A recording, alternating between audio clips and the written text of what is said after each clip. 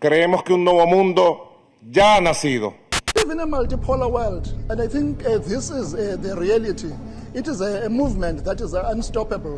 Le monde nouveau se crée ici. L'aube nouvelle du monde, c'est ici. Je pense qu'il y aura un avant Kazan et un après Kazan. De toute façon, le monde est en train de changer.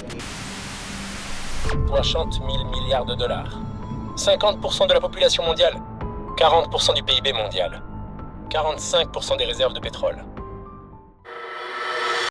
Comme vous venez de l'entendre, les chiffres sont impressionnants, alors restez avec nous. Nous vous avons préparé un résumé du 16e sommet des BRICS qui s'est déroulé à Kazan, en Russie, du 22 au 24 octobre 2024. Bonjour à tous et bienvenue dans cette nouvelle vidéo. Premièrement, nous vous montrerons l'accueil triomphal des 35 pays présents par Vladimir Poutine. Nous offrirons ensuite une analyse des BRICS, de leur croissance et de l'intérêt récent d'une grande majorité de la planète à rejoindre l'organisation. Nous analyserons ensuite les différents sujets abordés dont l'ouverture d'un monde multipolaire, la dédollarisation, la saisie de la Cour internationale de justice à l'encontre d'Israël par certains pays membres. Et restez bien jusqu'à la fin, car nous vous dévoilerons encore de grandes révélations économiques qui s'apprêtent à bouleverser l'ordre mondial actuel. Sans plus attendre, voici l'accueil des membres en images.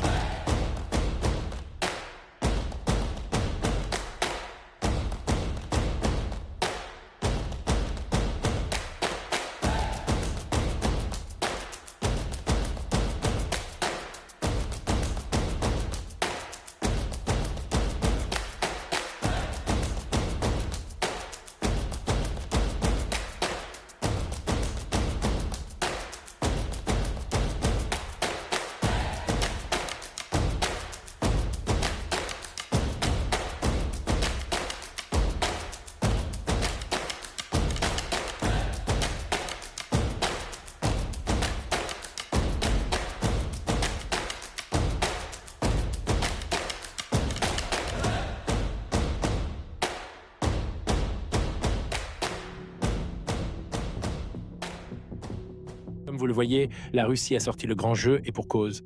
Entre tapis rouge, escorte ultra sécurisée et invité aux petits soins, Vladimir Poutine a tourné en dérision. Ceux qui le disaient seul et isolé. L'image d'une Russie forte et capable de protéger ses intérêts et ses alliés a été envoyée au monde entier. Mais ces alliés des BRICS, qui sont-ils? Pour rappel, l'organisation a pour but d'offrir une meilleure représentation des pays émergents dans l'ordre mondial. Le premier à s'être intéressé à ce club, mystérieux à l'époque, et Jim O'Neill, économiste de la banque d'investissement Goldman Sachs. Pour lui, sa prévision était que l'Alliance dépasserait l'économie des pays membres du G7 d'ici à 2040. Aujourd'hui, ils l'ont déjà dépassé. Mais alors, concernant ces membres, qui sont-ils? Leur premier sommet a eu lieu en Russie en 2009. Les BRICS étaient alors composés du Brésil, de la Russie, de l'Inde et de la Chine. L'organisation faisant beaucoup parler d'elle a d'abord été rejointe par l'Afrique du Sud en 2011, puis par l'Iran, l'Égypte, l'Éthiopie et les Émirats arabes unis en 2024. Aujourd'hui, les demandes d'adhésion sont devenues tellement nombreuses que les membres se sont accordés sur la création d'une liste de pays partenaires.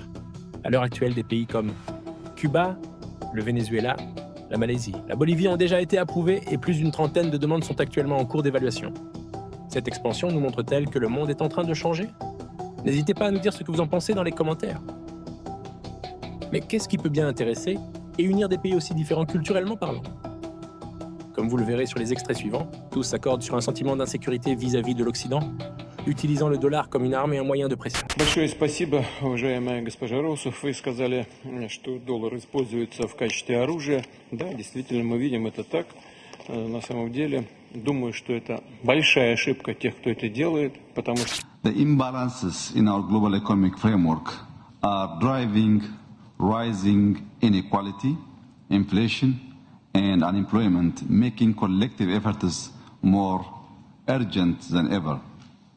L'initiative pour la civilisation mondiale que j'ai proposée vise exactement à construire un jardin de civilisation mondiale dans lequel nous pourrons partager et admirer la beauté de chaque civilisation.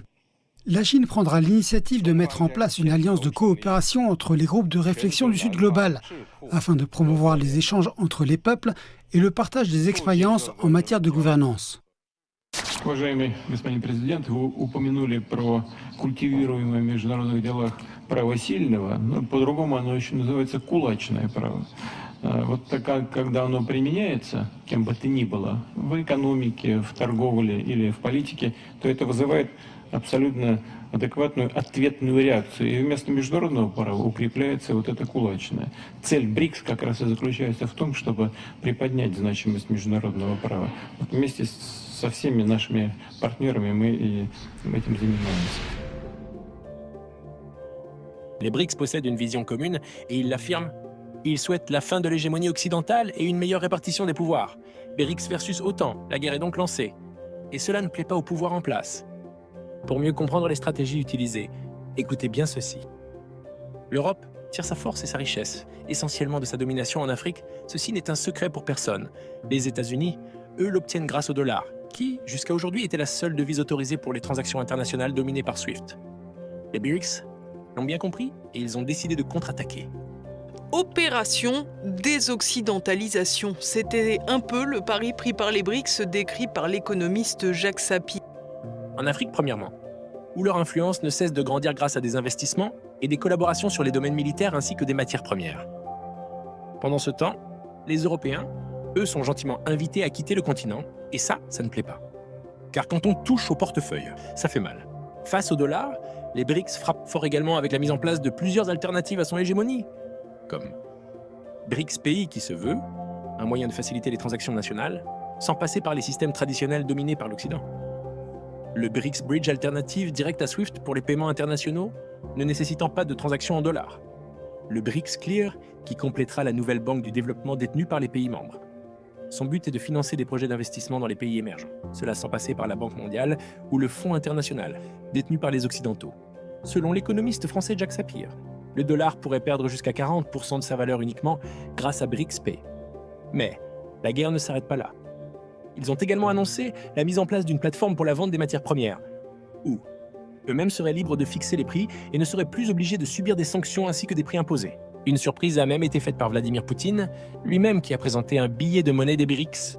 Cela annonce peut-être la création de leur propre monnaie. Si c'est le cas, cela pourrait totalement bouleverser l'économie actuelle. Un autre événement a également étonné le monde lors de ce sommet, et ceci c'est la visite d'invités surprises comme Antonio Guterres, secrétaire général des Nations Unies, ou encore Recep Tayyip Erdoğan, président turc et membre de l'OTAN. Mais ce qui inquiète par-dessus tout l'Occident, c'est le rapprochement d'adversaires militairement isolés jusqu'ici. Prenons comme exemple le président palestinien, à l'heure où plusieurs membres des BRICS ont saisi la Cour de justice à l'encontre d'Israël. Ou encore le président iranien, qui a dû faire face à de grandes crises économiques et une pauvreté accrue de sa population depuis les sanctions d'ennemis jurés, les États-Unis. Seuls, ceux qui étaient présentés comme des parias ne représentaient pas une menace. Aujourd'hui, les opprimés semblent s'être alliés afin de faire entendre leur voix. Je vous préparerai une vidéo plus approfondie sur ces différents rapprochements. Pour l'instant, je vous laisse me dire en commentaire ce que vous pensez de l'émergence de ce nouveau bloc. N'oubliez pas de liker la vidéo et de vous abonner pour plus de contenu géostratégique.